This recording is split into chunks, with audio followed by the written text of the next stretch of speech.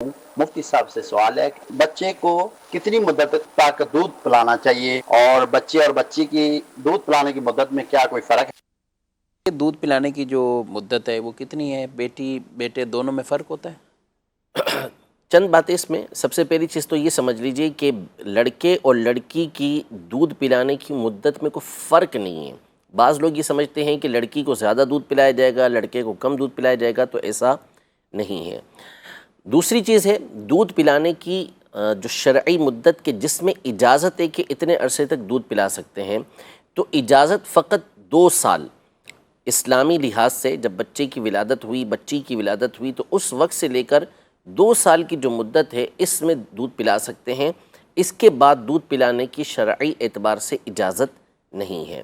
تیسری بات یہ کہ ایک تو ہے دودھ پلانے کی اجازت، اور ایک ہے کہ جو دودھ کا رشتہ ثابت ہو جاتا ہے، دودھ کا رشتہ قائم ہو جاتا ہے، وہ ہے اس کی مدت 2.5 سال 30 مہینے اسلامی اعتبار سے، کہ اس مدت کے اندر، اس وقت کے اندر اگر کسی نے بچے کو دودھ پلا دیا تو اس کے دودھ کا رشتہ قائم ہو جائے گا۔ یہ ہے رشتہ قائم ہونے کے اعتبار سے، ورنہ جو پلانے کی اجازت ہے وہ فقط 2 سال تک ہے، اس سے زیادہ اجازت نہیں ہے۔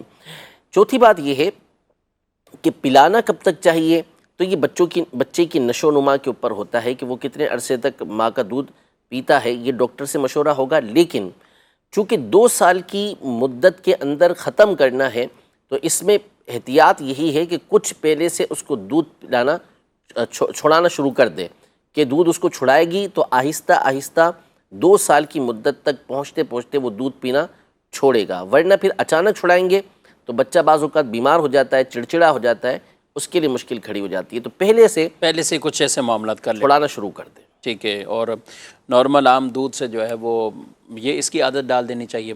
بعض اوقات یہ ہوتا ہے کہ بھئی ہم نے تو کوشش کی تھی، لیکن اب چونکہ عمر بھی پوری ہو چکی ہے، لیکن اس کے بعد بھی سلسلہ وہ چلاتے رہتے تو ناجائز و حرام ہے، گناہگار ہوں گے اس طرح کرنے سے۔ ٹھیک ہے۔ مزید سوال؟